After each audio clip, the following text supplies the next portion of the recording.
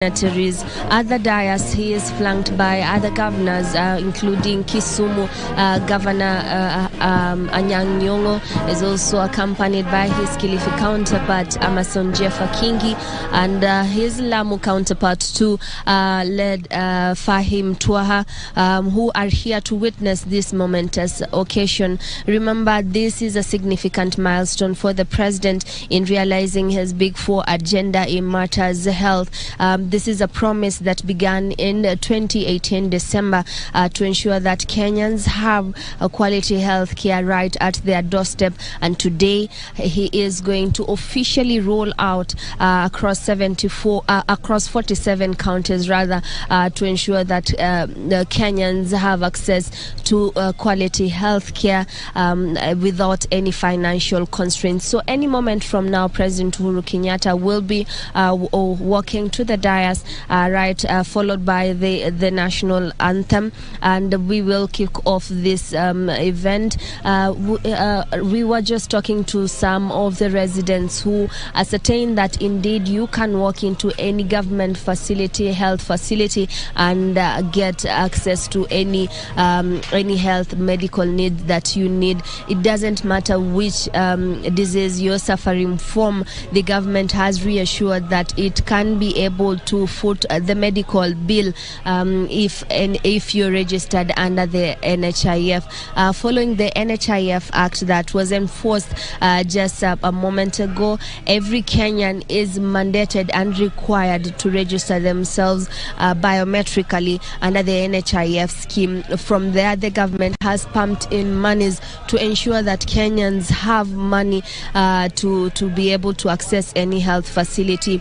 He was just talking some hours ago at the White Sands Hotel, where he was officiating the International Health Workforce Conference that has brought together 1,000 delegates just to deliberate on some of the lessons that they have learned during this COVID-19 pandemic. It is here that President Uhuru Kenyatta asked the task force to work closely with him in realizing the universal health coverage agenda. Without the task force, of course, in equipping the hospitals, this dream might not be possible. And of course, right now, statistically, it is estimated that per 10,000 population,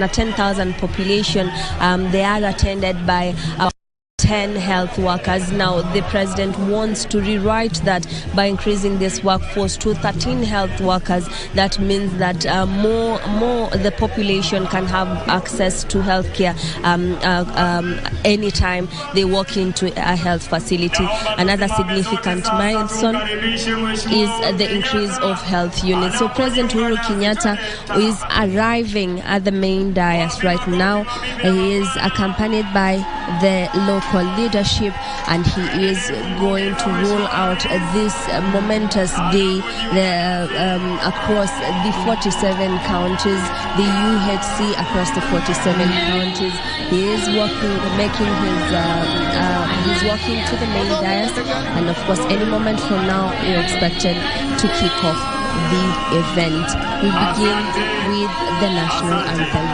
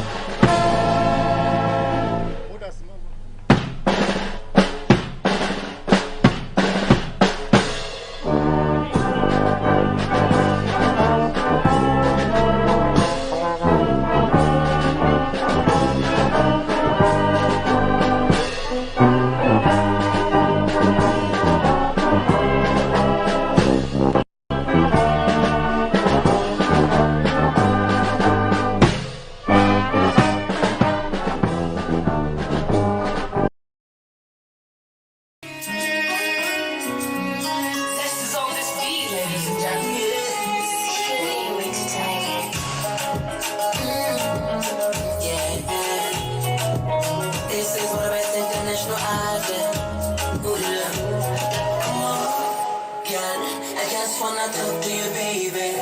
Hata dakika moja nikueleze baby. Usiku kucha silali nakishangiza voko, yani mtoto bongo ndoso ili kupata salami. Lazima nikuwepo kwa mbele usiku shinde mama matatu. Unajua mengi magumu napitia, hizi ndo shida za dunia. Muziki ndo maisha yangu. Oh yeah, yeah. Na imani kesho nitakuwa star. Nyota yangu itang'aa. And I believe kesho nitakuwa star. Kipenzi changu usiache kuniombea, kuniombea, usiache kuniombea. Baby one day ipo siku tu nitatoka tu baby. Tutasahau shida zote mimi nawe. Ipo siku tu nitatoka tu baby. Tutasahau shida zote mimi nawe. Mimi nawe. Baby nawe. Baby nawe. Baby nawe. Baby nawe. Baby nawe. Baby nawe. Baby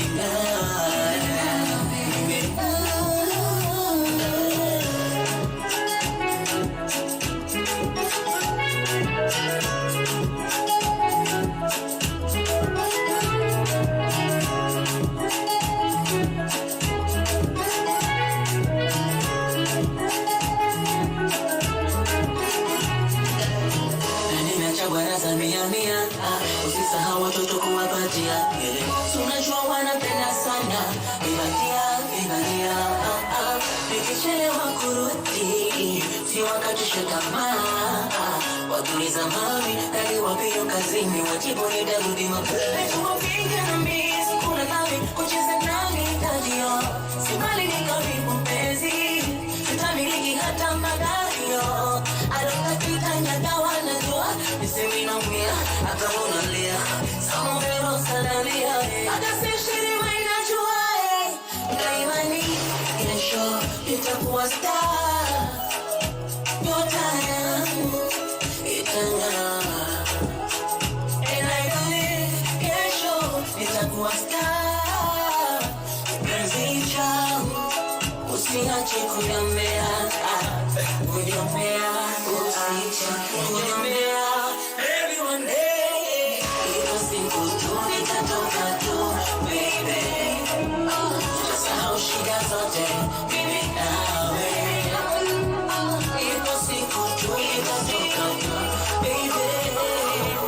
Tutasahau shida zote mimi nawe. Mimi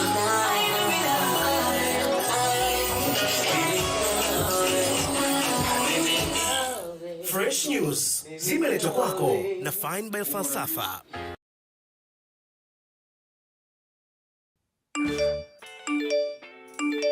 Cloud gaming, remote medical care, seamless 8K streaming, and metaverse events. We are excited about the new possibilities brought to life by 5G.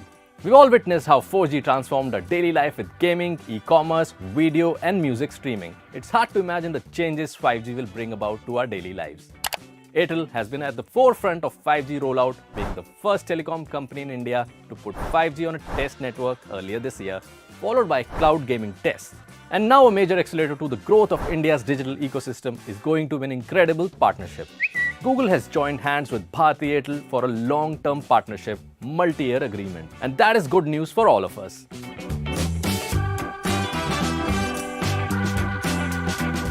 As a part of this partnership, Google will invest up to $1 billion. This is a part of the Google for India Digitization Fund's efforts to increase access to smartphones, enhance connectivity to support new business models, and help companies on their digital transformation journey.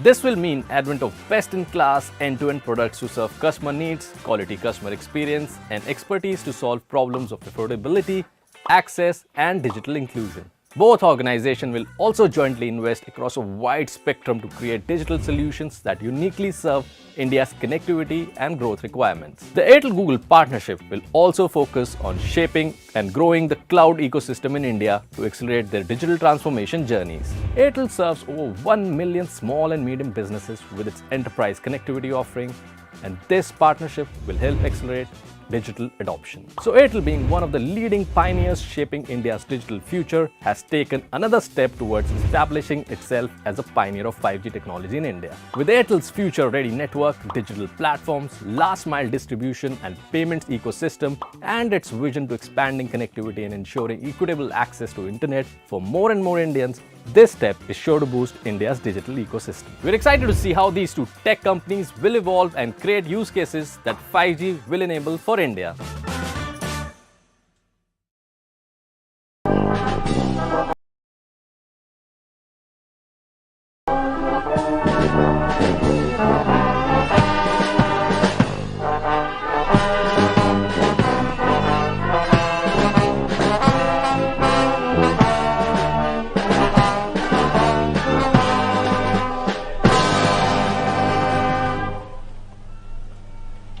Nitaomba tuendelee kuwa wima.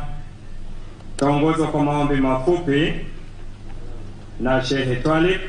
To led Fahim Twaha, who are here to witness this momentous occasion. Remember, this is a significant milestone for the president in realizing his Big Four agenda in matters health. This is a promise that began in 2018 December to ensure that Kenyans have a quality health care right at their doorstep. And today, he is going to officially roll out across 47 counties rather, to ensure that the Kenyans have access to quality health care without any financial constraints. So any moment from now, President Uhuru Kenyatta will be walking to the dais, followed by the national anthem, and we will kick off this event. We were just talking to some of the residents who ascertain that indeed you can walk into any government facility, health facility, and get access to any health medical needs that you need. It doesn't matter which disease you're suffering from. The government has reassured that it can be able to foot the medical bill if you're registered under the NHIF. Following the NHIF Act that was enforced just a moment ago, every Kenyan is mandated and required to register themselves biometrically under the NHIF scheme. From there, the government has pumped in monies to ensure that Kenyans have money to be able to access any health facility. He was just talking some hours ago at the White Sands Hotel, where he was officiating the International Health Workforce Conference that has brought together 1,000 delegates just to deliberate on some of the lessons that they have learned during this COVID-19 pandemic. It is here that President Uhuru Kenyatta asked the task force to work closely with him in realizing the universal health coverage agenda. Without the task force, of course, in equipping the hospitals, this dream might not be possible. And of course, right now, statistically, it is estimated that per 10,000 population, they are attended by 10 health workers. Now, the president wants to rewrite that by increasing this workforce to 13 health workers. That means that more the population can have access to healthcare anytime they walk into a health facility. Another significant milestone is the increase of health units. So President Uhuru Kenyatta is arriving at the main dais right now. He is accompanied by the local leadership, and he is going to roll out this momentous day across the 47 counties, the UHC across the 47 counties. He is walking to the main dais, and of course any moment from now you're expected to kick off. the event. We begin with the national anthem. Naomba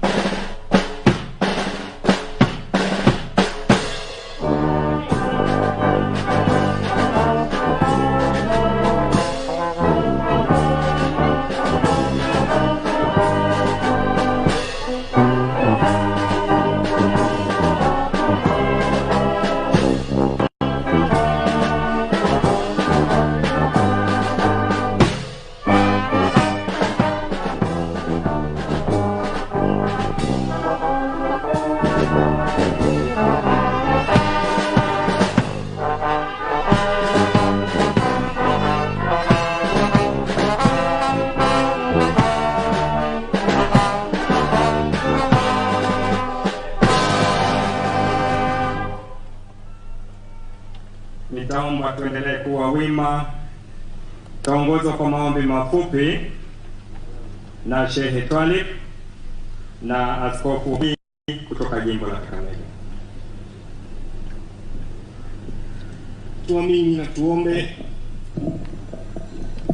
Kwa jina la Mwenyezi Mungu mwingi wa rehema, mwenye kurehemu.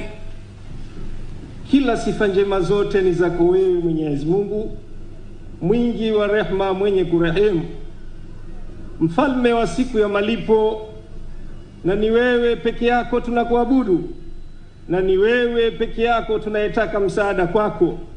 Ewe Mwenyezi Mungu, tuongoze njia iliyonyoka, njia ya watu wema, wala sio wale uliowakasirikia. Mwenyezi Mungu, tumesimama mbele yako, tunakuomba amani katika nchi yetu. Tunakuomba ewe Mwenyezi Mungu, umbariki rais wetu, umpatie ufahamu na umzidishe maarifa ya kutuongoza na kutimiza malengo yake katika miradi yake ambayo kwamba ako nayo. Mwenyezi Mungu, tunakuomba uwabariki viongozi wengine ambao kwamba wako hapa, pamoja na watu wote, utupe rehema zako. Tumeomba na kuamini. Amin, amin, amin. Kwa jina la Baba na la Mwana na la Roho Mtakatifu. Lord our God, the Father and source of all goodness, you sent your Son into the world to save mankind from evil and suffering. He went about doing good, healing the sick, restoring hope to the brokenhearted, and preaching the good news of liberation. He entrusted this mission to his followers, to generations to come. And therefore it is your will that all people be healthy, for your glory is revealed in man fully alive.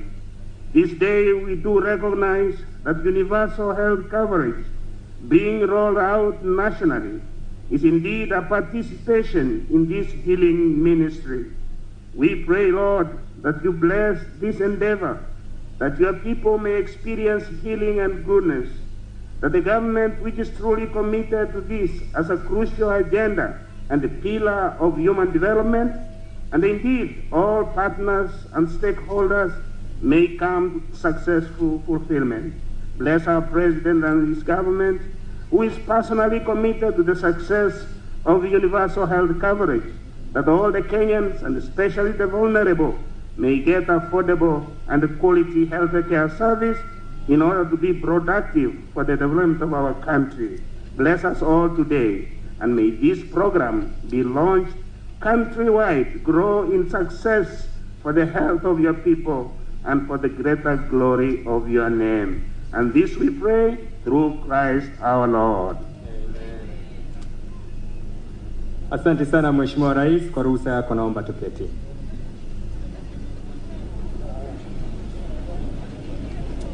Mheshimiwa Uhuru Kenyatta, Rais wa Jamhuri ya Kenya na Amiri Jeshi Mkuu wa Majeshi ya Ulinzi, viongozi mbalimbali waliotunukiwa nyadhifa za uongozi, nikisha tambua itifaki zote na kuziheshimu, Mheshimiwa Rais, nikubalie nimwalike mwenyekiti wetu Mheshimiwa Nguyai, ili kwa ruhusa yako Mheshimiwa Rais, kwa dakika chache alete viongozi na wananchi ambao watatoa ushahidi wao. Karibu mwenyekiti.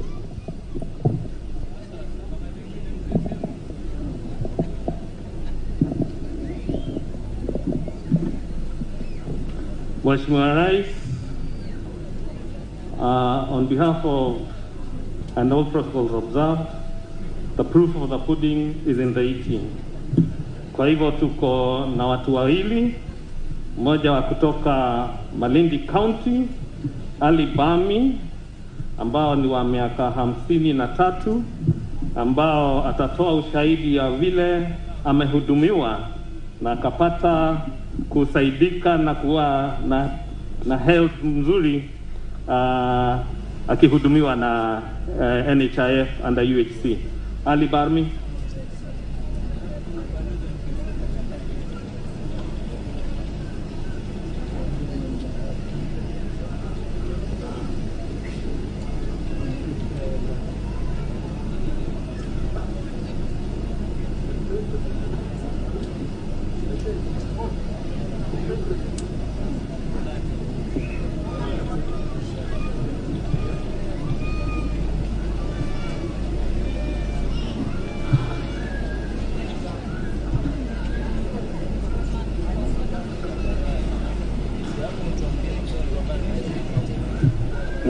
Mheshimiwa Rais Uhuru Kenyatta na serikali ya Kenya na wananchi wa Kenya watukufu na wageni wote waliohudhuria hapa, na waambia assalamu alaikum wa rahmatullahi ta'ala wa barakatuh.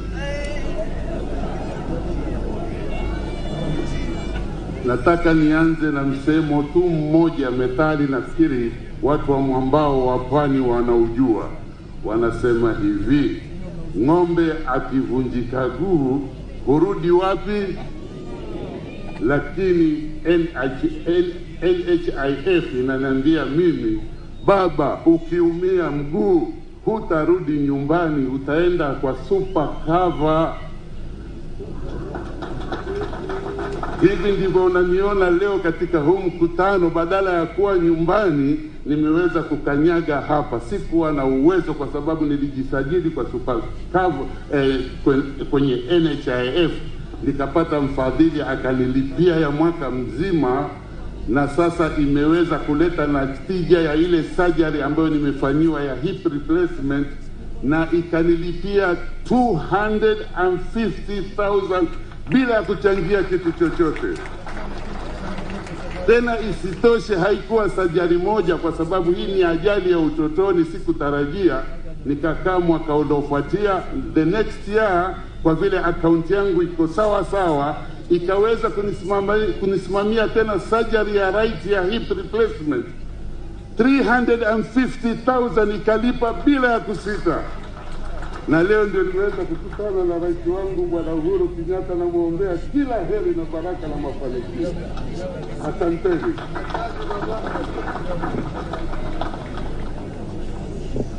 Wa pili ni Jennifer Mwanzia, ambao amehudumiwa na huduma ya cover ile tunaita Linda Mama, na ni wa kutoka hapa Port Street, Mombasa County. Karibu.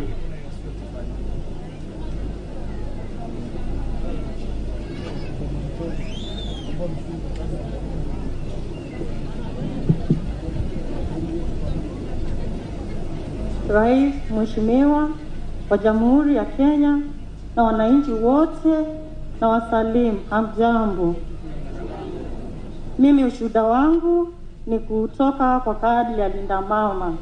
Linda Mama nilikuwa naisikia mtaani, nilikuwa sijui, ambapo wamama walikuwa nasema ukiwa na Linda Mama na ukihudhuria hospitali za umma unatibiwa bure. Ambapo mwaka uliopita nilipata ujauzito na nikaja hapa Port Sub County Hospital nikajisajili na Linda Mama. Mwaka huu Januari tarehe 7 nikajifungua kwa njia ya operation mtoto wa 3, na Linda Mama ikanisaidia, ikanilipia kila kitu, ambayo ilikuwa ni 16,000 ambayo sikuwa nayo. Niliporudi nyumbani nilifurahia sana, na nikahimiza wamama wale wamepata ujauzito wajisajili na hii kadi, kwa maana ni ya muhimu sana. Mheshimiwa Rais, napongeza sana kwa kazi nzuri, nimefurahi sana na ubarikiwe sana. Asante.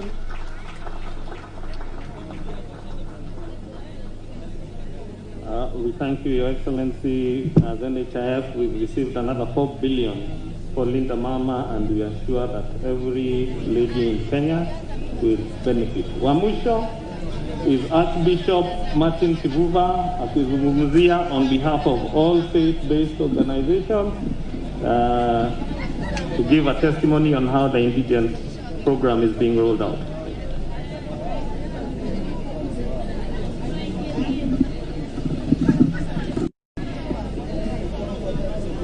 Your Excellency, our dear President Uhuru Kenyatta Muigai, I'm here on behalf of 2 groups. First of all, greetings from our faith-based teams that meet many times. We are informed of the Catholics, the Protestants, and also the Muslim community, who run and have about 1,300 facilities that enjoy and have been enjoying NHIF. I wish to commend this initiative. Thank you for hearing our call to extend so that further discussions can be engaged between the 2 groups to close in those gaps that have been existing. Indeed, in Kenya, this sector has been a good example and a leader of the region. And I'm talking about the universal health coverage in the country. I know the bigger dream is to have everyone covered, and that's our hope. We appreciate the government that recognizes the value and the impact of partnerships. We consider ourselves partners in education, partners in health, and partners in our common people who suffer and are challenged by many things. The government and the faith-based communities work towards alleviating their suffering.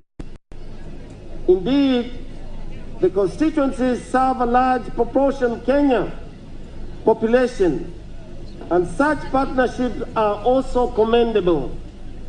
Therefore, Your Excellency, I wish to reassure you that we support UHC agenda and are committed to continue working with the government in provision of high-quality health services in Kenya. By that, we don't say everything is perfect, Your Excellency. In order for us to be able to give optional contribution to this very important initiative that assures no one is left behind, we, the faith-based organizations, are requesting: 1, the all pending claims owed by NHIF dating back to 2017 and 2018 claims that are owed to these faith-based organizations until now, totaling to a huge balance of about $1 billion, be reconciled and paid so that we can continue investing in healthcare and offering affordable non-profit making essential services that we offer.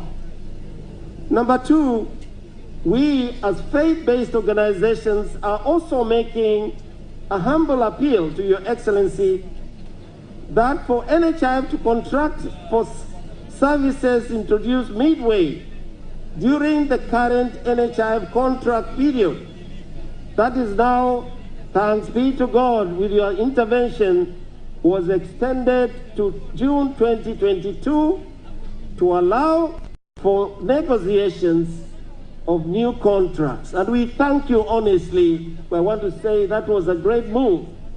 These additional services, we have been heavy investments and demand driven by communities being served. Notable are oncology, theater, imaging, CT scan, and renal dialysis services. These are now available in private, and we want them also to be considered. Some of the faith-based facilities are the only sites which services in the regions where they are located. Therefore, they reach the farthest places we think of. Others were acquired on credit and installments. Interest for such credit is being remitted by lending institutions, while facilities are not utilized to capacity. Finally, Your Excellency, as we thank you once again, we are also requesting the Ministry of Health seriously considers aligning the licensing registration of health facilities to reduce a number of regulatory bodies requiring separate registration and licensing for facilities. For example, in the same health sector or hospital, you want a license for lab, you want a license for a machine, you want a license for something else. This will be further discussed. We believe it will come to some agreement. And being non-profit making, there are many licenses that are costly and difficult to acquire for most of our providers, and this impacts negative investments in healthcare. We're forever grateful for this partnership, Your Excellency. We don't take it for granted. Men and women in Kenya, and especially the poorest of the poor, as we have heard, as our challenges.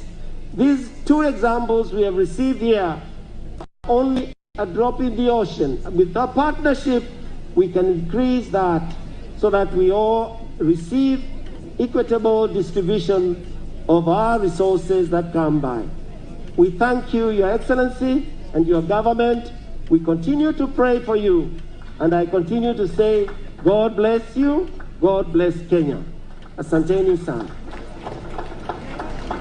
Asante sana Mheshimiwa Rais kwa kutupa fursa hiyo. Asante sana Mheshimiwa Nguyai na wale wote ambao wametoa ushuhuda. Nikubalie sasa Mheshimiwa Rais nimwalike gavana wa jimbo la Mombasa, Mheshimiwa Ali Hassan Joho, ili aweze kutukaribisha na kuzungumza kwa kifupi. Karibu Mheshimiwa Gavana. Asante sana Mheshimiwa Rais. Ndio MCs wako wa kawaida wako na some protocol. Wanasema gavana aje azungumze kwa kifupi. Leo tutazungumza kwa kirefu. Lakini kabla niseme Your Excellency, with your permission, nataka nialike viongozi kama wawili ama watatu waje waseme machache na wana. So wa kwanza ningepata mjumbe wa eneo hili, Mheshimiwa Omar Mwinyi Shimbwa, aje aseme mambo machache.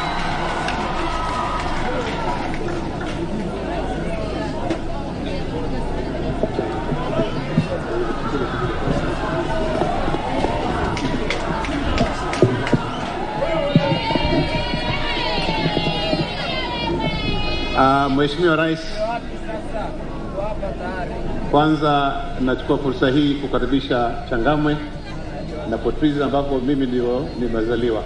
Lakini kabla sijazungumza, niwaite wabunge wenzangu ambao wako hapa waje tu wasalimie. Mheshimiwa Badi, mbunge wa Joho, usalimie. Njoo tu wave hapa, njoo tafadhali. Wewe ni mbunge, lazima watu wakuone.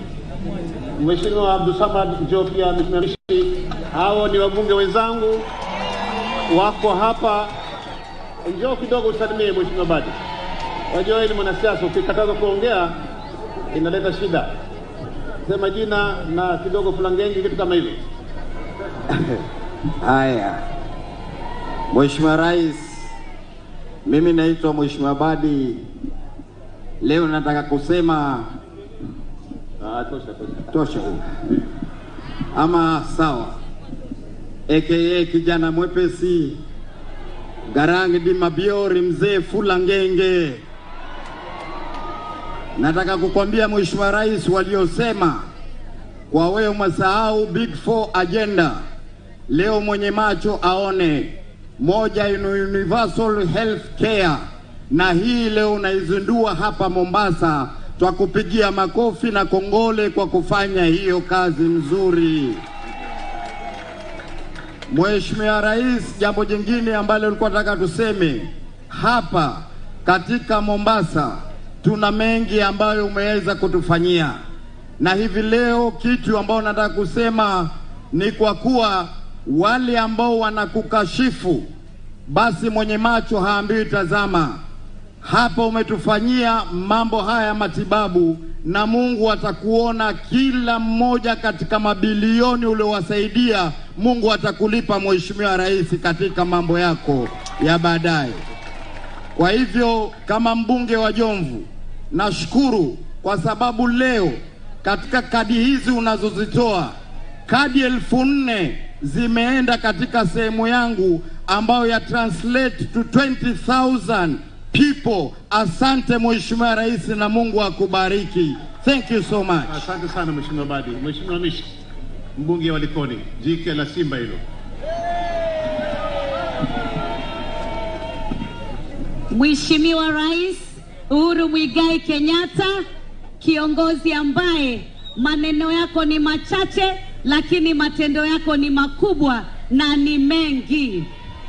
Na asiyekuwa na macho ama aliye na macho haambiwi tazama. Jamani, sisi wengine kina mama tulikuwa tumeenda kudungwa shindano tusizae, lakini tuliposikia Linda Mama Care, yani sasa Mheshimiwa Rais, kura tunaziongeza, tunazaa bila matatizo, kwa sababu tunajua hatulipishwi hata shilingi. Ni kitabu chako, unaenda kununua cha shilingi 5, unaandikishwa Linda Mama, unazaa nywe. Jamani, tufanyiwe nini? Mheshimiwa Rais, katika agenda yako ulisema utaweka universal health care kupitia Mheshimiwa Ali Hassan Joho. Mimi nimerecruit katika Likoni constituency 3,500 ambao wako under NHIF, na katika NGCDF pia nimerecruit 1,000 people under NHIF. Jamani, chanda chema lazima kivishe pete. Mgala tumuue, lakini haki yake tumpeni. Na mimi najua Mheshimiwa Rais, katika kipindi cha kwanza kama usingekuwa na vidudu mtu, ungekuwa umetenda maajabu kama yale unayoyatenda sasa. Tuangalieni Nairobi, infrastructure, mabarabara. Nairobi imekuwa kama Dubai in terms of infrastructure.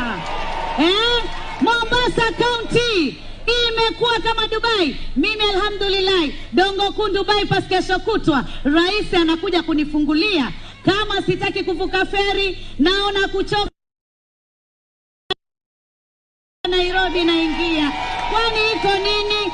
Alafu tunakaa tunasema ati Uhuru Kenyatta hajafanya. Tulikuwa tunataka Uhuru Kenyatta afanye nini? Kama ni education, amefanya 100% transition. Watoto wetu wameenda shule. Magoa hapa alikwenda mpaka kwenye slums kutoa watoto waende shule, watoto wasome. Basari ziko pale, scholarship ziko pale. Jamani, changamoto hazikosi. Changamoto hazikosi, ni kawaida. Covid ilikuwa na sisi. Changamoto lazima zipatikane, lakini tuangalieni tulikotoka kwa ile miaka ya nyuma ya uongozi na hino miaka michache ya kijana mwepesi Mheshimiwa Uhuru Muigai wa Kenyatta. Tunakuenzi, tunakupenda. Asante sana. Sasa tunamkaribisha mbunge wa Mbika Mheshimiwa Abdulsamad Sharif Nasser, karibu.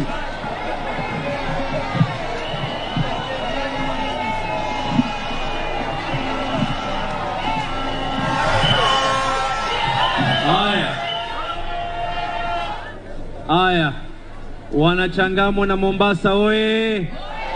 Hamjambo. Waswahili wanasema mwenye macho haambiwi, ukiona vyaolea. Nataka niwaambie mambo fulani. Binadamu hukumbushana historia si kwa sababu ya jambo jingine. Binadamu hukumbushana historia ili tuweze kujua pale ambapo kwamba tuliteguka, tusiweze tena kukanyaga njia hiyo. Your Excellency, this goes to both of you, the two excellencies who are in front of me, Your Excellency the President and the Governor of Mombasa. Mimi nakumbuka miaka kadhaa yaliyopita katika maeneo haya hapa, there was a scuffle pale ambapo kwamba security yako ilianza kushindana na governor. Nyote mnakumbuka, sio? Sasa mimi nataka kuwauliza leo, kabla hatujaweza kanyaga hapa, tumetoka sehemu ya Chaani. Your Excellency, nataka kushukuru. Katika sehemu ya Chaani, the President has offered kutujengea theater nyingine kwa sababu ya kuona yale ambayo kwamba yameweza kufanywa na the satellite arm of Coast General Hospital. Mimi nataka niwaulize swali moja. Lao ingelikuwa si ule ambao kwamba unaitwa ni mkono, handshake, leo wale ambao kwamba wangelikuwa wanaumia ni hawa wananchi walioko hapa. Si mwingine angelikuwa anayeumia ni hawa wananchi hapa. Na mimi nataka kuambia hawa wenzetu walioko katika sehemu nyingine, mkiinuka katika majukwaa pahali pale mshatoka Karen, and I'm not going to be shy of saying this, when some of you mkishatoka Karen, mkiinuka na kushika microphone, waambieni pia wa Kenya ya kwa katika bunge ile bili ya NHIF mulikuwa katika mstari wa mbele kujaribu kuweza kuipinga, kwa sababu sisi tukiambiwa ya kuwa tuna support yale mambo, tuna support mambo kwa sababu ya hawa ambao kwamba wataweza kubenefit. The NHIF katika muhula wa kwanza tulipoweza kuifanya, and Your Excellency, I partnered with the NHIF. The MD, I think, is around, I saw him. Tukaweza kuifanya program hii. Second time tulipoona faida yake, tukaweza kuhakikisha ya kuwa kama CDF 2,000 families waliweza kubenefit, na aliyeweza kuja kugrace that day kwa sababu you were absent was your handshake partner Raila Amolo Odinga pale pale katika uwanja wa Treasury Square. Mimi nauliza, ingelikuwa sauti ya Abdulsamad Sharif Nasser, Mishi Mboko, Badi Twalib, Omar Mwinyi and like-minded individuals in the National Assembly, lao tungelikuwa hatukuweza kupigania bill hii, leo tungelikuwa tunazungumza lugha nyingine. Mimi nataka wale wajumbe wenye kwenda Karen na baadaye wanafika katika bunge lao la kwanza la pili kupinga, waambieni wa Kenya yale maneno ambayo kwamba lioko. Then I want those, kwa sababu juzi nimesikia baadhi wengine walikuja Mombasa. The truth has to be told. Msema kweli ni mcha Mungu. Wengine walifika hapa na wakajifanya ya kwa wao ni watetezi wakubwa wa mambo ya athari ya SGR na uchumi wetu. Your Excellency, you will remember, I have raised this in Parliament a number of times. Ukaweza kudirect wewe ya kwa kaeni chini, tukaweza kuitwa katika ofisi ya Matiangi. We were led by my brother Governor Hassan Ali Joho. Lau yale hatukuweza kuyafanya wakati nyinyi la kwanza la pili tulipokuwa tunasema athari iko, we will be in the front line kuzungumza ya kwa jambo hili haliko sawa, jambo hili liko sawa, with an objective mind. And that is what the handshake is all about. Not just to go around kila siku una castigate, wewe la kwanza la pili ukiinuka asubuhi huyu ni hivi, la kwanza la pili ukiinuka asubuhi unkwenda kupatiwa uji wa wimbi kule Karen, unaingia bunge, no ni no, no. Jameni, surely. And you know the Hansard of Parliament never lies. Sauti ya Uhuru Muigai Kenyatta, yale aloweza kuzungumza alipokuwa ni mjumbe, mpaka leo tunaweza kuyapata. Na mimi nawaambia wale ambao kwamba wenye kupinga, not for any other reason. Maliza ndugu yangu. Tumalize sio? Yeah. Ama tuendelee? Rais ananiambia niendelee sio? Omar Mwinyi kawaida angekusikiza, lakini leo namsikiza Uhuru Muigai Kenyatta, my president. Asante sana. This time round, these elections that are coming in, hizi kura wa Kenya sio wale ambao kwamba mabongo yao ni ya kusahau. Wa Kenya wataweza kuamua kura za safari hii si kwa sababu nyingine. Ni yupi ambaye kwamba aliyetaka kuleta amani katika Kenya hii? Ni yupi yule ambaye kwamba aliyeweza kuweka pride yake na ego yake mbele, akawa yuko tayari ya kuwa Kenya iendelee kuchomeka? We will be measured by our character in what we do, positively and negatively.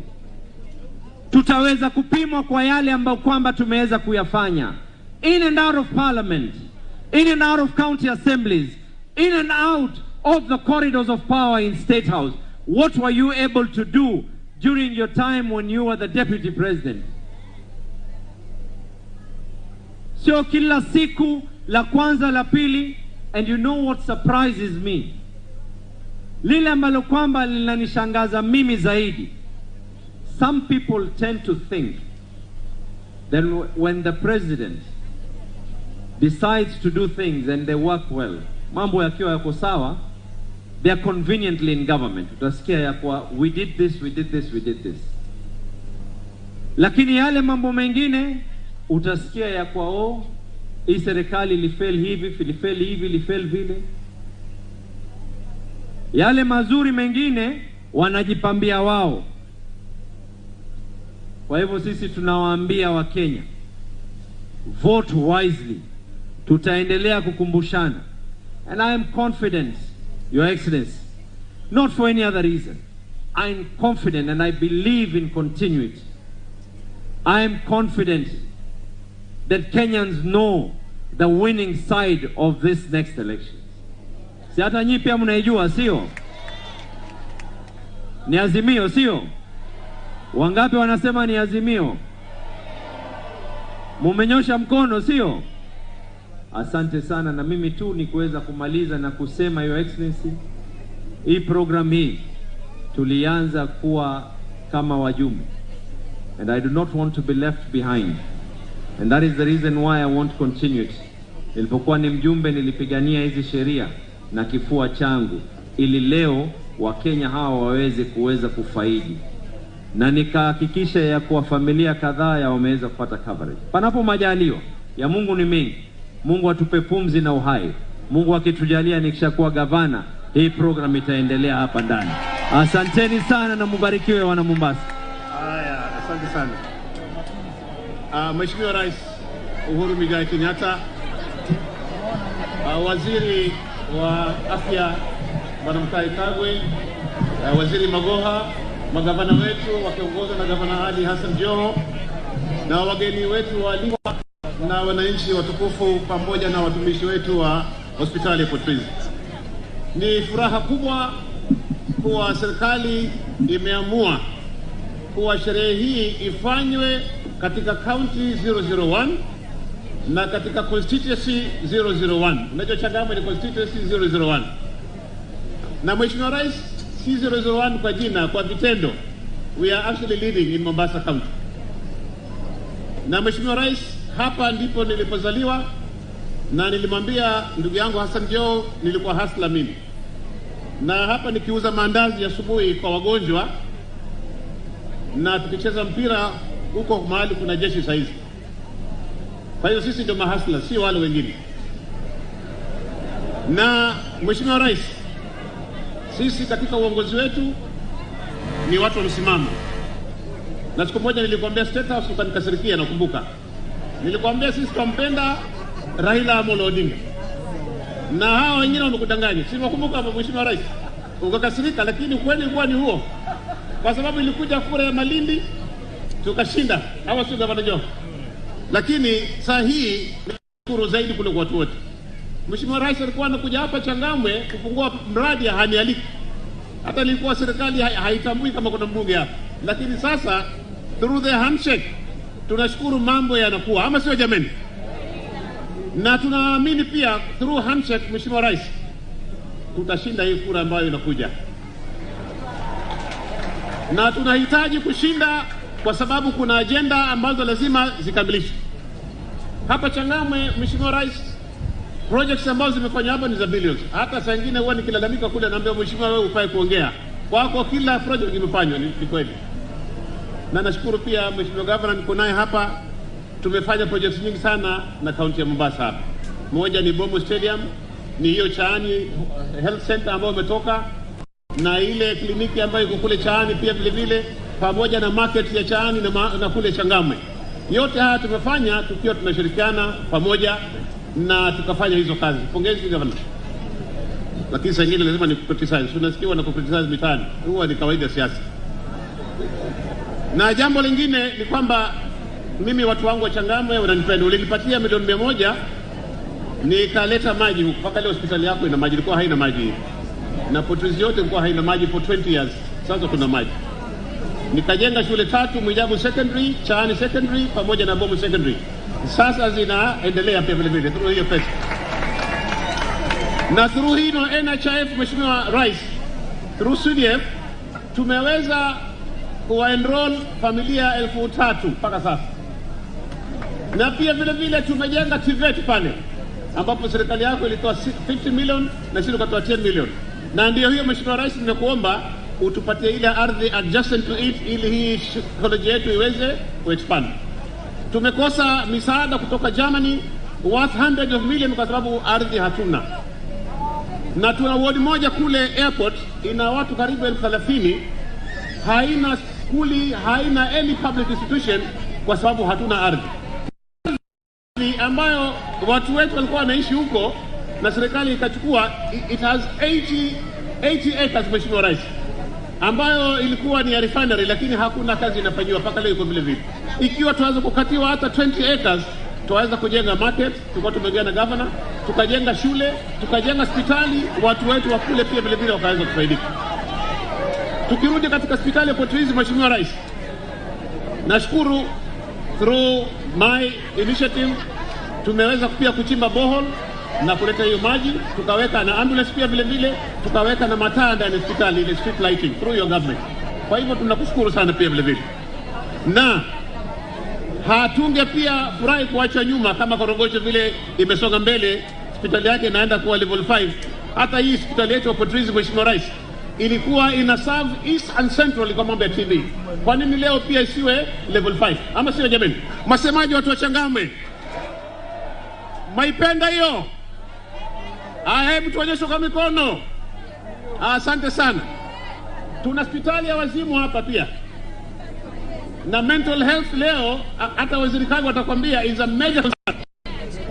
Ikiwa waiweza kuitengeneza hii hospitali, ikatengeneza ikawa standalone na ikawa na facilities ya michezo na mambo kama hayo, hawa wagonjwa wetu wataweza kusaidika. Na sasa hii ninapokueleza Mheshimiwa Rais, matatizo ya akili yamekuwa yamepanuka sana kupitia mambo ya drugs na mambo ya matatizo ya kimaisha. Na moja katika mambo ya kimaisha ambayo sasa hivi tunatatua ni mambo ya maradhi. Ilikuwa inatatiza familia nyingi sana kwa mambo ya harambee. Jambo lingine la mwisho Mheshimiwa Rais, ndio nikae wananchi wangu hawa ukiwasaidia haya ya afya. na mambo ya elimu wakipata na basari. Kitu kimoja cha watatiza ni wakati wakiwa wanaenda kupeleka watoto shule na wakati wa likizo, fare za matatu huwa zinapanda. Maybe tukiwa tutaingia katika hii serikali inakuja, let us consider tuweke public transport ambayo itakuwa run by the government, ili wananchi wao wataokoka na hizi gharama kubwa za maisha. Kwa hayo mengi, mimi fursa hii leo nafurahi sana pamoja na wananchi wangu wa Changamwe. Tumefurahi sana. Wananchi wa Changamwe, tumpigie vigelegele rais kumwambia tumeshukuru sana. Asante sana. Thank you very much. Na sasa namkaribisha senator wa Mombasa, amkaribishe senator mwenzake asalimie, baadaye hand over kwa governor. Governor wetu tukupenda sana. Karibu sana.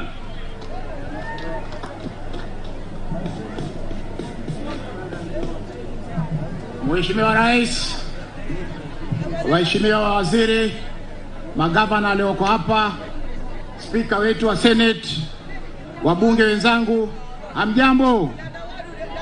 Yangu mimi Mheshimiwa Rais yatakuwa ni machache zaidi kwa sababu mengi yamegusiwa na wenzangu. Mheshimiwa Rais, hii hospitali ya Upotrizi na hospitali ya Coast General ni baadhi ya hospitali ambazo zilifaidika pakubwa na mradi wa Medical Equipment Scheme ambao ulikuwa unaongozwa na Wizara ya Afya. Mheshimiwa Spika, hapa Potrizi kuliletwa vifaa kadhaa ambavyo vimesaidia utendakazi wa madaktari na vile vile kuleta huduma muhimu kwa wananchi kuwa karibu na wao.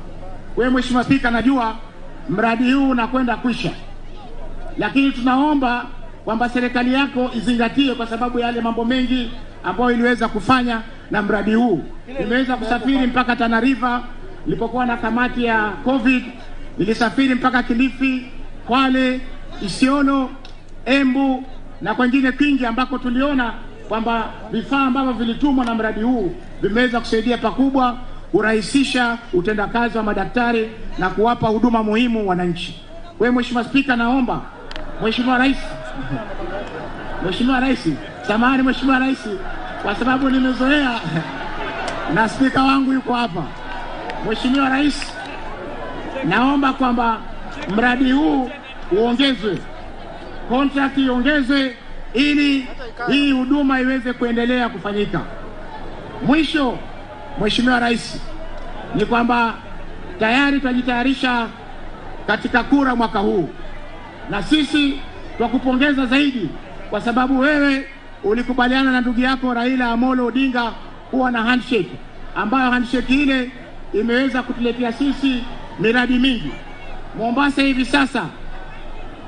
hivi sasa ina miradi mingi kabisa ya kitaifa. Kwa hivyo tunaomba tukisonga mbele kwamba tusaidiane ili kuhakikisha kwamba serikali ijayo inakuwa yapo. Asanteni.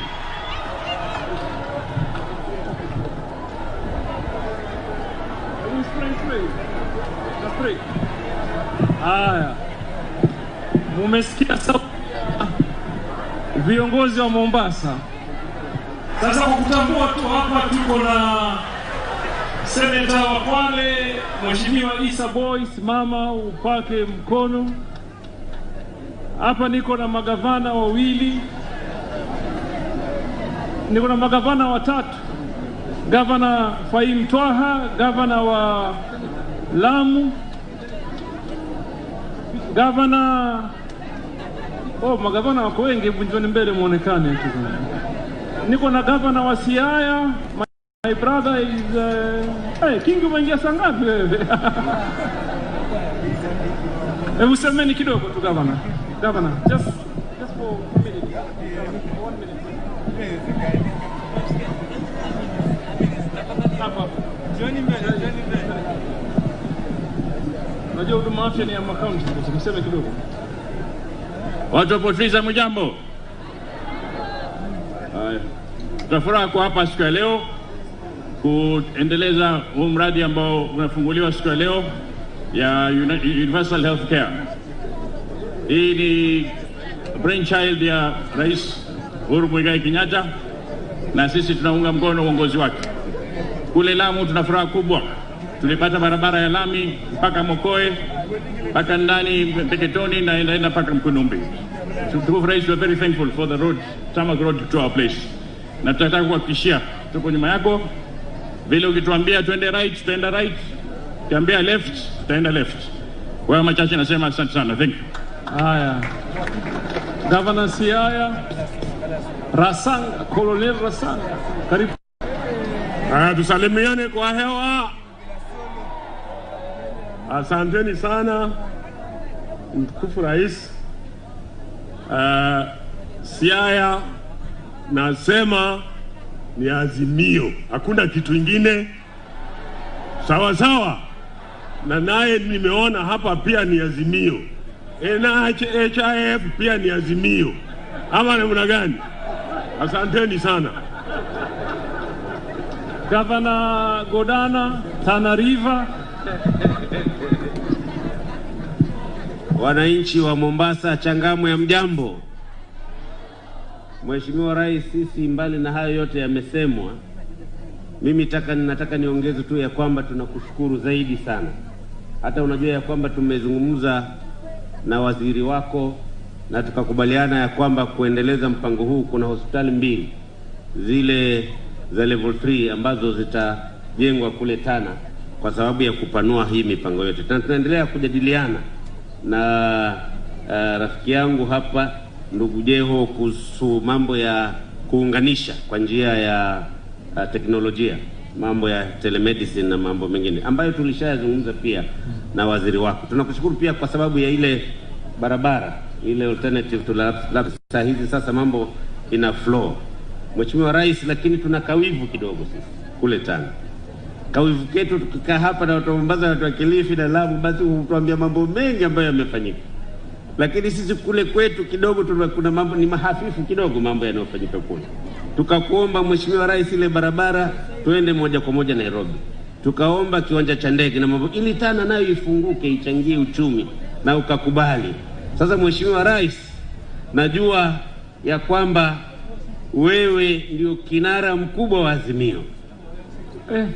Mimi Godana unanijua sana. Mimi ni Azimio zaidi kuliko karibu watu wote. Basi Mheshimiwa Rais, kwa azima hiyo na mimi nitabarukie kule mambo ili Tana ifunguke. Asanteni sana, Mungu awabariki. Haya, kakangu, rafiki yangu wa karibu, mwandani wangu huyu Governor 003. Na ajabu leo rais yuko hapa, ngeuliza vijue ngoma kupenda kula ngoma. Ni vile tu president yuko hapa, tabidi avumilie tu. Asante Governor Joho. Mombasa mambo. Rais, sisi wa Afrika tuna desturi moja kwamba hata ufanye mambo mazuri aina gani, wakati bado unapumua hakuna mtu atakusifu. Hata wale ambao unawatendea wema ndio wa kwanza kukupiga. Lakini siku ile ambao tutakuja kwako kukuzika, hata ule adui mkubwa wako atakulimbikiza na sifa nyingi sana za yale ambao umefanya. Sisi hatutaki kuwa kama wale wengine. Kiwa ni sifa tutakupatia sasa, na kikuwa na mapungufu pia tutakwambia sasa. Manake sote tunajua ni binadamu na binadamu si kamili. Mengi yamezungumzwa kuhusu mambo ya UHC. Rais, kati ya agenda zako 4, ikiwa kuna agenda ambayo ilimgusa Mkenya wa kawaida, yule wa chini kabisa, si agenda nyingine, ni agenda hii ya UHC. Hakuna serikali ambao itaendesha nchi ikiwa watu wake ni wagonjwa na hana kwa kwenda. Kwa hivyo mwanzo ni uzima, mengine baadaye. Na hapo mambo ya UHC umegonga ndipo. Mengi yamezungumzwa, nataka nimalizie hivi Mheshimiwa Rais. Let me come back to my region, to this region costs. Rais, kuna kitu kimoja ambao toka tupate uhuru mpaka sasa kimesumbua hii region ambao zamani ilikuwa inaitwa mkoa wa Pwani. Na shida hii, it is the land question at the coasts. shida ya ardhi katika mkoa wa Pwani. Na nataka nikushukuru pakubwa. Manake wengi walokuja kama marais, they have never been able to understand the land question at the coast. Na ulipoingia kipindi cha kwanza, pengine mimi na ndugu yangu hapa tulikuwa sisi na wewe ni kama paka na panya. Ilikuwa ni pamba kwa kinchochea na moto. Mchochezi alikuwa huyo, mchawa hayo ni huyo jamaa. Lakini baada ya wewe na Mheshimiwa Raila Odinga kukula amani, we started talking.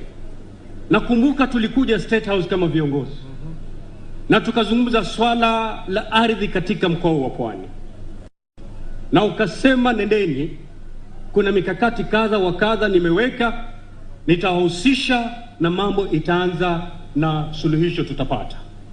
Now let me trace it back to history ili ujue kwamba you understood the land question at the coast. In 1962, babako mzazi wakati huo ndo wanasukuma wanataka kuchukua uhuru wa Kenya. Lakini babako akasema kwamba siwezi patiwa uhuru ikiwa ardhi iko mikononi mwa wakoloni, because the title deeds on the most productive areas of this country zilikuwa tayari title deed zimepeana nyingi. Na babako akasema ni uhuru aina gani huu ikiwa mtampatia uhuru na mashamba tena yale ya rutuba yako mikononi mwa mbeberu. So then a scheme was hatched, na bila shaka sote tuijua. Tunakumbuka ile 1 million settlement scheme and the Afghanization program ambao mzee Kenyatta alileta, hususan kununua mashamba kutoka kwa mkoloni na kumpatia Mwafrika. A lot of money was dedicated, na mashamba yote yalinunuliwa na Mwafrika Kenya bara, mashamba wakapatiwa. Today, Your Excellency, in your second term, a program that was done in 1962 ulianza hapa. I remember tulipokuja kulilia ukasema nitaanza mfuko wa kuanza kununua haya mashamba. And I'm happy you have started buying the Mazrui land. Na kwa sababu ya hiyo, we want this program to go on and on and on. Hatuwezi tuko hapa na mkazi wa Kisauni, he's paying rents to someone hajui ni nani, ate absentee landlord. Hatuwezi kukaa hapa na Likoni mzima watu wanalipa kwa absentee landlords. Hatutaki kupigana na mtu rais. Hatutaki kutumia panga kutafuta mashamba. But I know any understanding government will bring back that program, so that mapande yote ya ardhi katika mkoa wa Pwani yanunuliwa na serikali, wa Pwani wagawanyiwe, angalau nao wapate makao kama watu wengine. Asanteni sana. Gavana, umeongea kama wazee 7 wa kaya. Mungu akubariki. Mwenyekiti wa kamati ya afya katika jopo la magavana, Profesa Anyang' Nyong'o, dakika moja.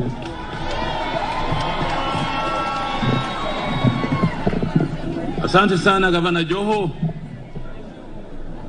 001 Gavana ya Mombasa.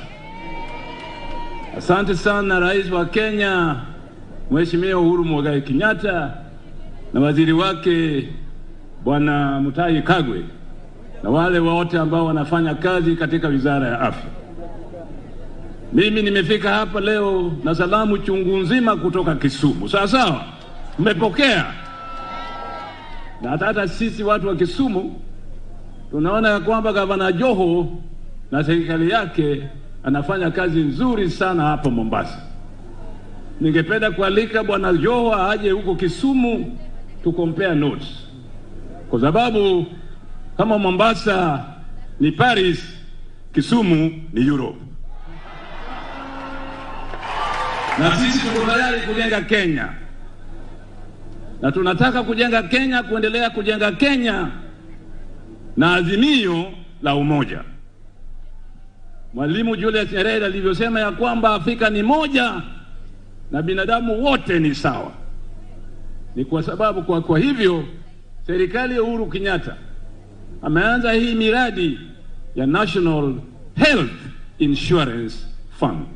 Si National Hospital, sasa ni health. Kwa sababu tunajua ya kwamba wananchi wote wa Kenya ni sawa.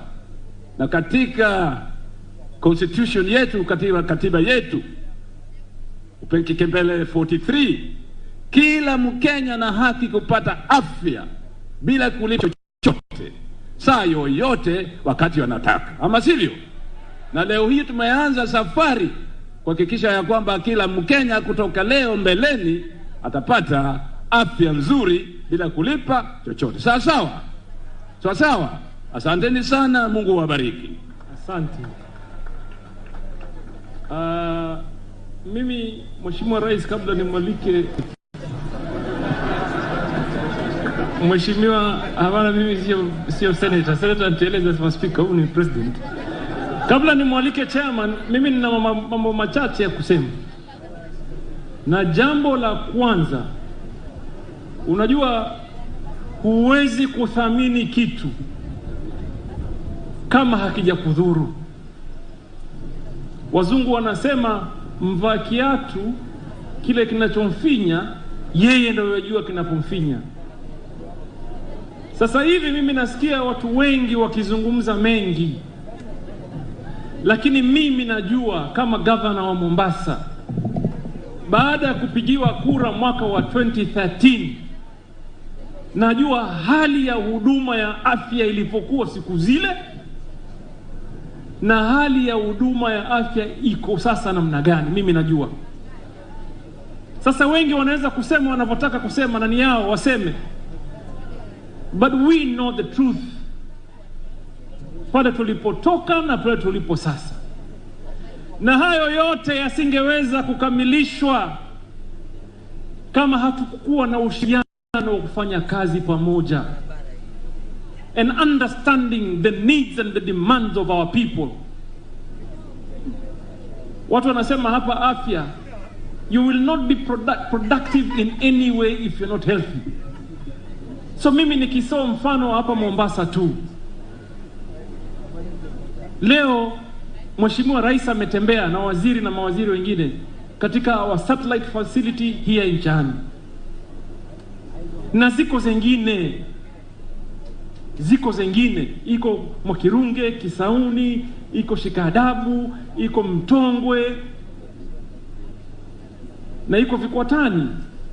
And the plan was to have a facility in every sub-county ambayo inafanya kazi na Coast General, so that watibu watu as a satellite facility ya hospitali yetu kuu hapa mashinani, na ikishindikana wapelekwe Coast General au watumie teknolojia ya kisasa kupeana matibabu pale ulipo kupitia daktari mkubwa wa Coast General.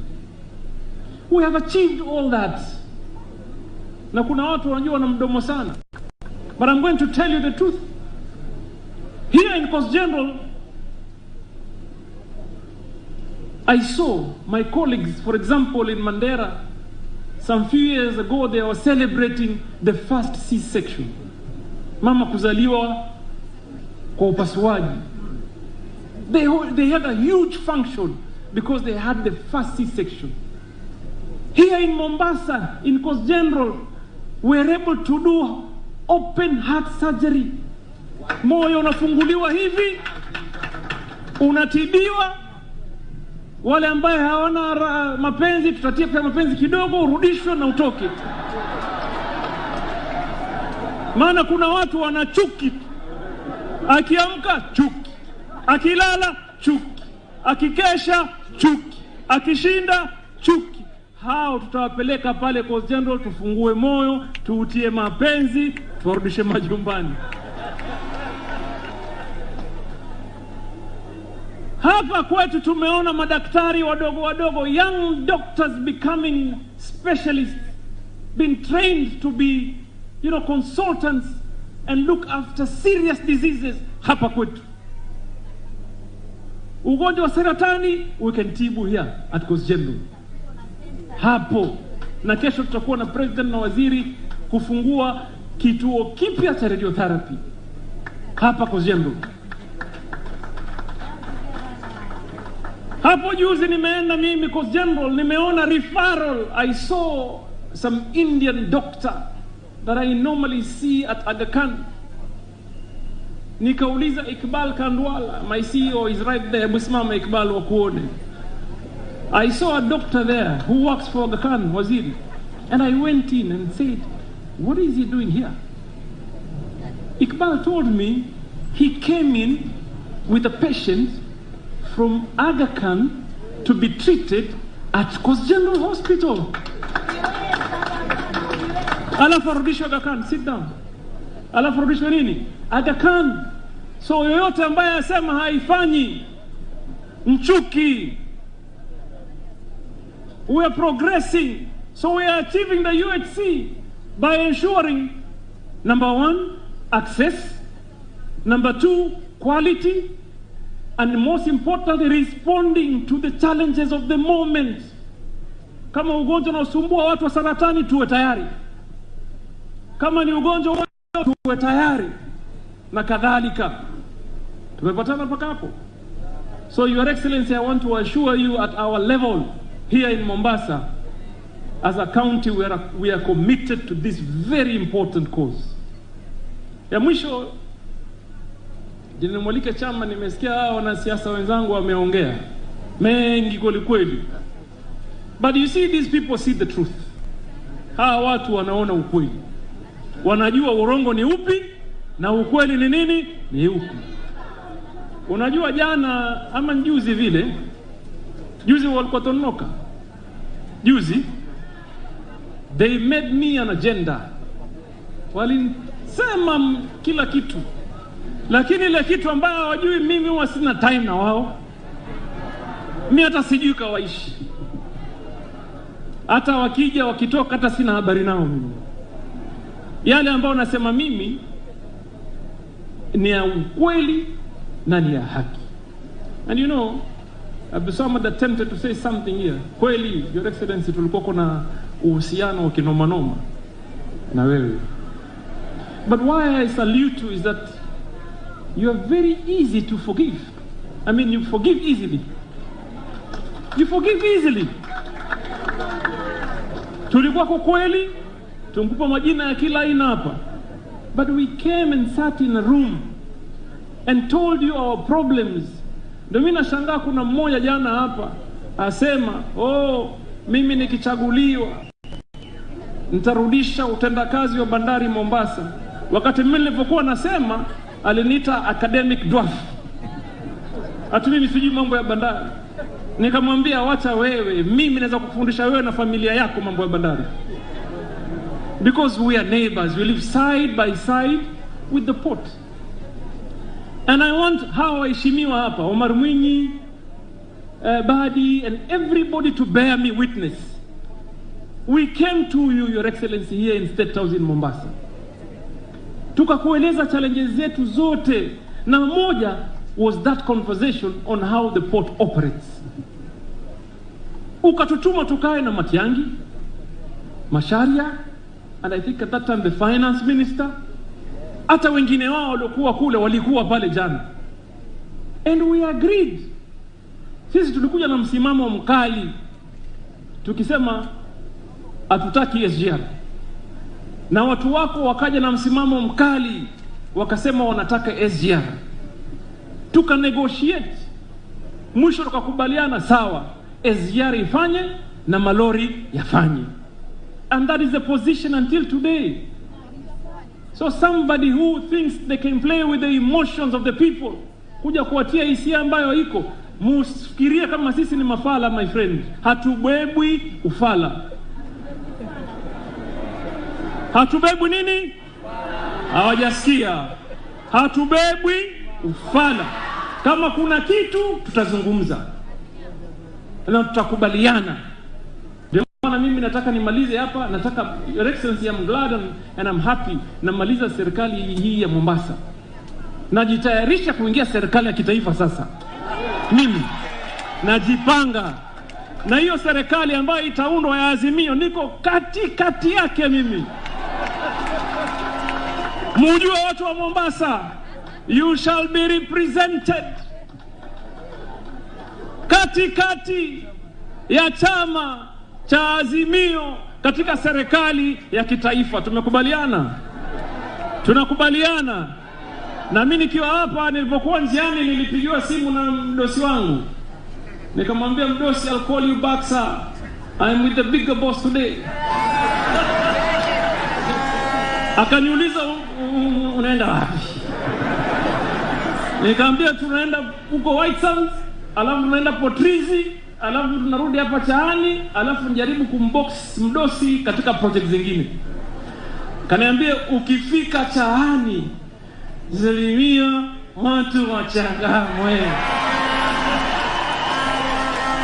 Sasa wangapi wenu mpokea salamu za Raila Amolo Odinga? Nionyesheni kwa mkono namna hii. Baba. Your Excellency, I want to tell you, hapa sisi ni ngome ya Azimio. Hapa ni ngome ya nini? Hajasikia mdosi, ni ngome ya nini?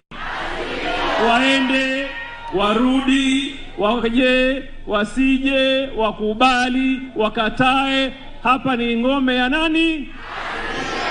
Enweni mkono mpaka watu wasikie.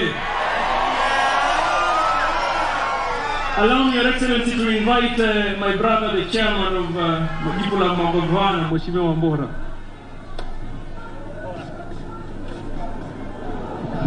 Asante sana Governor wa Mombasa. Mombasa oye! Oye tena! Mimi napenda nyinyi sana. Napenda Mombasa sana. Na sababu hii nilianza Mombasa kama district officer DO. Nikasoma mengi hapa Mombasa na nilikuwa nimekataria hapa mpaka pizi wangu wakaniambia tunataka uende mpaka Lamu uvugue ile Jomo Kenyatta settlement scheme. Nikaenda huko nikapeana mashamba eka 10. Alafu nikaenda Ulaya kusoma saiti. Na tangu niwe governors mikutano mingi nimelete Mombasa. Mimi nimekosa au sijakosa? Mimi nitaendelea kufanya hivyo kupromote Mombasa kwa sababu mimi napenda Mombasa. Nitaongea na governor wenu vizuri, nilitaya hapa kwa beach moja kwa moja kabisa, kwa sababu this is the second term. Na hayo machache, governor amesema yeye ndio county number 1 wa kiserikali, ile numbering ya serikali, lakini pia ni county number 1 wa open surgery. Makofi kwake. Governor, mimi uliniambia umefanya first surgery, heart surgery, nikajua nitakope wewe mara moja. Nikarudi huko Embu, tukafanya surgery ya kwanza ya neurosurgery. Tumefanya 500 surgeries za kichwa. 500. Mimi nafuata mfano ya gavana wenu, ni rafiki yangu. Na nikakopi vizuri, tukafanya surgeries. Lakini kwa vile magovernors wale ambao wako hapa, hebu nipitishe message yao. On behalf Your Excellency, protocols, it's only 1 minute, Your Excellency. I always take 1 minute, maximum 2. On behalf of the Council of Governors, I take this opportunity to express my pressure to be part of this national launch. From the onset, Your Excellency, hii ni ile nilisoma kule, hiyo ingine.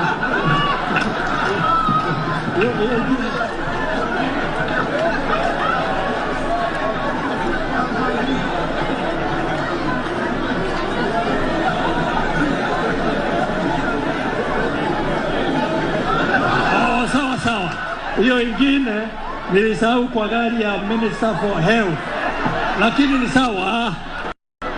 Nilikuwa nataka kusema ya kwamba sisi tumeshukuru rais wetu kwa vile amekuja hapa, ametulete hapa kuhakikisha launching ya universal health coverage, na kwa vile tumesema tutaenda moja kwa moja, tutahakikisha kaunti zile zingine zote zile 46 kama Mombasa tutaiga mwitindo ya president, tutaendelea ndivyo tufungue universal health coverage mara moja. Kwa hayo machache, asanteni sana.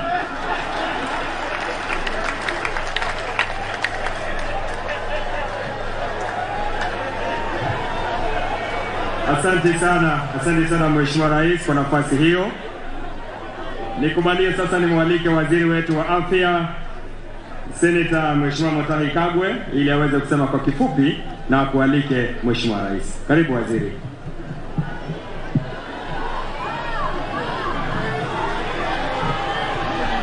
Hamjambo.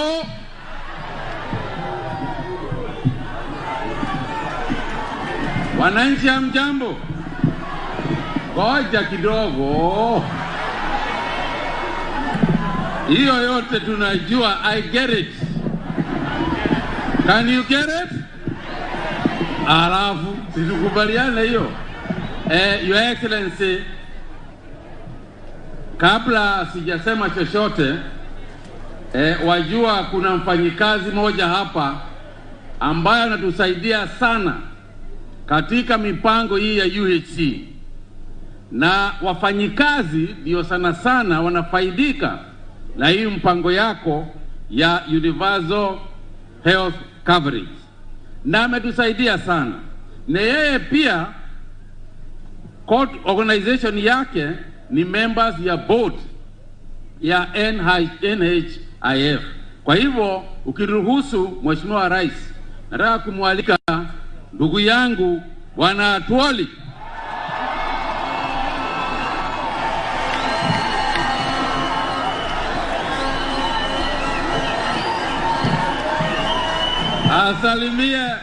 Asalimie wananchi, lakini sana awaeleze mambo ya UHC. Karibu sana Bwana Tuoli. Tena. Thank you very much. Mtasubiri tu kidogo nitoe hii message ya wafanyikazi kwa Kizungu, alafu nitamalizia na Kiswahili. Sawa? Your Excellency the President, Uhuru Kenyatta, President of the Republic of Kenya, Cabinet Secretaries wale tuko hapa nao, Mheshimiwa Mutahi Kagwe na Mheshimiwa Waziri wetu wa Elimu Bwana Makoha, na sister wangu Sicily nimemwona hapa, and the other all senior government officials, our governors, the host governor Brother Joho, and all those other important VIPs who have come to flank you this afternoon.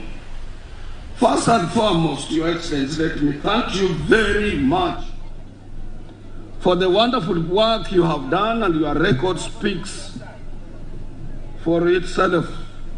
And in accordance with your 4 items of an agenda of your legacy, UHC being one, we as workers, we have no objection to it. We have supported it, and it is within your constitutional right, reflected in our national constitution, to provide healthy care to every Kenyan. Other tremendous area as far as development of our country is concerned, this is infrastructure development that you have scored. Na nataka kumshukuru Governor wa Lamu kwa juu ya kukushukuru wewe kwa barabara inayotoka Malindi. Nimeifuata juzi, Your Excellency, is unbelievable.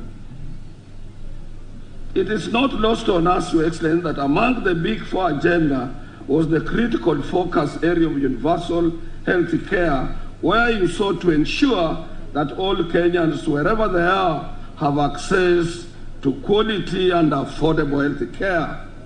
As a result, your government has done incredibly well, not only in equipping our hospitals, but also in ensuring that the challenges facing the health sector, even with the COVID-19 pandemic, are handled with all care and attention. And on this note, I want to thank your health CS. I don't know if he was not there, where would we have gone to hide as far as COVID-19 is concerned. Now, watu wengi wana associate Mheshimiwa Mutahi Kagwe na mambo ya COVID-19. Na yeye, sisi kama wafanyikazi, ndiye alikuwa anatupatia moyo. And particularly me, Your Excellency. I didn't get the first variant. I didn't get the second one. I didn't get the third one. But Omicron caught up with me. And I want to thank Waziri, because all the time he used to remind us to put on masks, to take care, to distance, with his two able assistants. Your Excellency, as Kenyan workers, we have had a lot of challenges with the provision of health care and especially the management of the same by the county governments. Magavana wako hapa. Na mimi nataka magavana wakati, because we are revisiting hii mambo ya BBI. BBI is coming. It's a reality. We proposed it 2017 on May Day, ya kwamba ndio italeta amani katika nchi hii. Na ilienda recess, na inarudi, na itarudi hivi karibuni. Tunataka hii mambo ya madaktari tuongee sana. Doctors, nurses, clinical officers, laboratory officers, those people who are involved in health care. Recently nilikuwa Namibia, Your Excellency. In Namibia, we have old doctors who went there wakati Namibia ilipokuwa inapata independence. They are now inviting our young doctors to join them there because of the problems, or small problems, or teething problems we have had with the county governments on managing this cadre of employees. Your Excellency, it's very expensive to train a doctor. I have three in my family. I know how expensive it is. I would urge us to sober up, sit down, see whether these professionals can remain under our national government so that they are assured of their salary. Because developed system ni mzuri ndio, bado iko na teething problems kidogo kidogo, ya pesa kuchelewa, ya nini kufanyika, sijui Senate debate, sijui nana haja approve, and in the processes, these young men and women are not being paid. So since now Lisa, let's look at it so that we don't lose them. We don't want to lose our young doctors. Mimi ni kama wewe, Your Excellency, nikiwa mgonjwa natibiwa hapa tu. Siendi nje ama nifanye niende niangaliwe wapi. I'm part of this society. Secondly, Your Excellency, is the burning question of management at the National Hospital Insurance Fund and the recent amendments to this act that we are celebrating. Your Excellency, at one time, you remember very well, we went to court on issue of increasing our contributions, because we feared that do we have capacitance, do we have capacity at the NHIF to manage billions and billions of money? That was our fear. And we went to court. Is you convinced us 2015 ya kwamba now things will change? I remember very well, and management of NHF, if you are here. Na nimeshauliza tauliza Kinoti aje nijaribu kumuonyesha when the government allowed some budget allocation to NHIF of a lot of money, around 6 billion, to address the issue of civil servants, more so police. There are people who walked there, Your Excellency, and walked away with the money that was meant to treat and take care of police. And they are known. We know them. I am a workers' representative, and I want to tell you something, how I excel. Wafanyikazi unapoenda katika hoteli, na unaanza kuongea mambo ya NHIF ama mambo ya NSSF, wanajua jina la tuoli litatokea.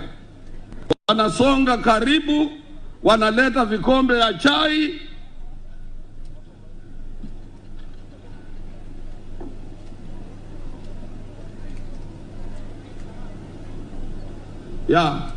Naambiwa ya kwamba muda wa rais anaenda pale pengine, lakini nataka kuambia rais na nataka kuwajulisha nyinyi, ukiangalia hii official program, my name is not there. I am a social partner to NHIF. I am a social partner. And the big chunk of the money comes from workers. Assured monthly contributions.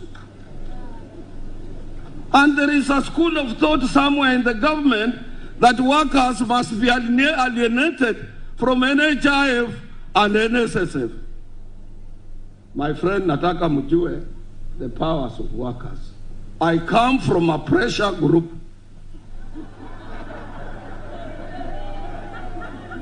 And that is why I always tell you, as a responsible trade union movement, I must tell you who is going to be your president. Yes. Na siogopi. Mimi huyu mtu anatembea 2014 nilimwambia hautakuwa president na uwezi kuchaguliwa, na wengi wenu mlikuwa bado mnaenda kwa ofisi yake usubuhi. I can't do that.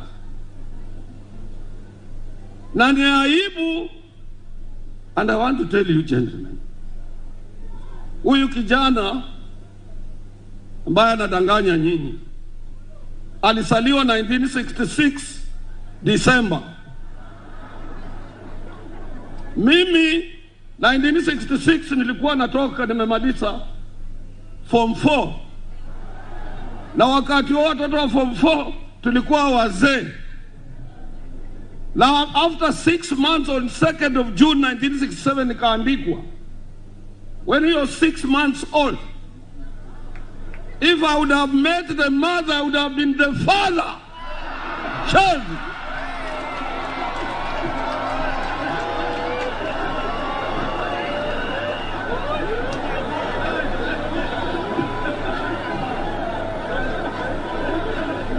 So siwezi kutoka pahali niko, lazima mimi naetoa kofia kwa kichwa, naweka makono nyuma, naenda kumwambia mimi naomba ama wewe nataka unisaidie. Can't do that. And I'm the only person in the Republic of Kenya. We are 3. Sisi ni watatu. Si nyinyi wenyewe ndio mliuliza nije niongee. Nchi hii number 1 ni huyu His Excellency the President Uhuru Muigai Kenyatta. Number 2 ni nani? Number 3 tosha.